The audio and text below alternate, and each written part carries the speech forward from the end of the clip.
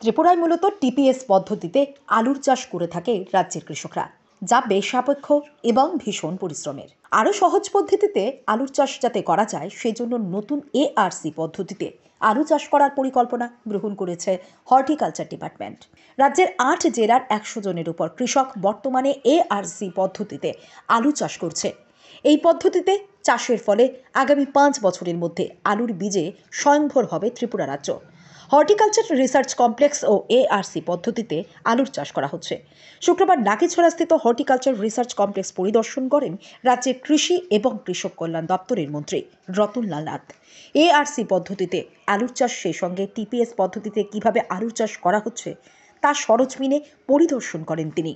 কৃষি এবং কৃষক কল্যাণ দপ্তরের মন্ত্রীর পাশাপাশি দপ্তরের সচিব অপূর্ব রায়, কৃষি অধিকর্তা শরদিন্দু দাস এবং হর্টিকালচার ডিপার্টমেন্টের অধিকর্তা ফণীভূষণ জমাতিয়া, হর্টিকালচার রিসার্চ কমপ্লেক্সের ডেপুটি ডাইরেক্টর রাজীব ঘোষ উপস্থিত ছিলেন।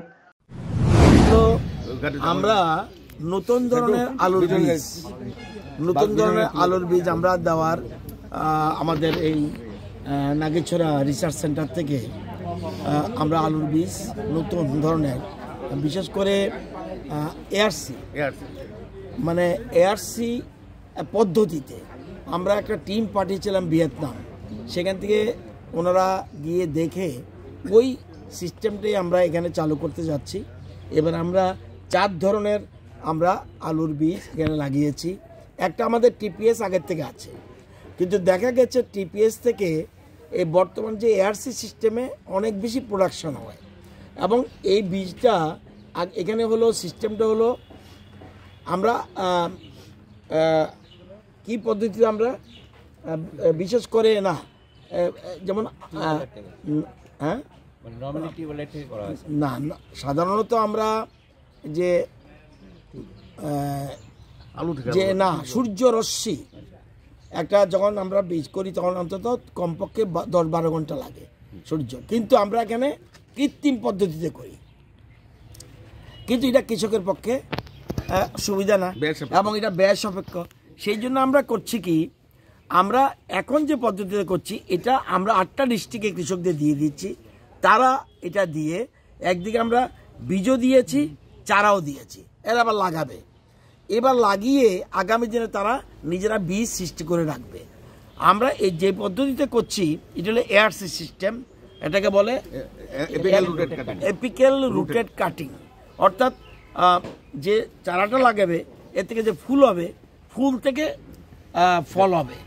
এটা sir TPS apical rooted cutting হচ্ছে টিস্যু কালচার চারা থেকে গুড়ি আলু থেকে বড় আলু, গুড়ি আলু দিচ্ছে। তো এটা আমরা 8টা ডিস্ট্রিক্টে দিচ্ছি। এই 8টা ডিস্ট্রিক্টে দেওয়ার পরে ধীরে ধীরে আমরা এমনভাবে শুরু করছি এবার আগামী 5 বছরের মধ্যে বীজ ক্ষেত্রে আলুর প্রোডাকশন তো পরে হচ্ছে, কিন্তু বীজের ক্ষেত্রে আমরা স্বয়ম্বর হতে পারবো, এটা আমাদের বিশ্বাস। এবং এটা খুব ভালো এবং অল্প পরিমাণ জায়গাতে প্রোডাকশন ডাবল হচ্ছে টিপিএস এর তুলনায়। সেই জন্য আমরা আজকে এটা যে সরাসরি দেখতে আসলাম। আমাদের সেক্রেটারি সাহেব এসছে, ডাইরেক্টর হর্টি আছে, ডাইরেক্টর এগ্রি আছে, সবাই মিলে দেখলাম আসল প্র্যাকটিক্যালটা এবং দেখে ভীষণ টেস্টি। আমি নিজে খেয়েছি, এত ভালো যেটা চিন্তা করা যায় না। বীজের ক্ষেত্রে যেন আমরা আগামী 5 বছর স্বয়ম্বর হতে পারি, এই জন্য এখানে দেখা। সাথে সাথে আমাদের ডুকলি ব্লকের বিভিন্ন গ্রামের লোকরা এসছে, তারা আদা করতে চায়।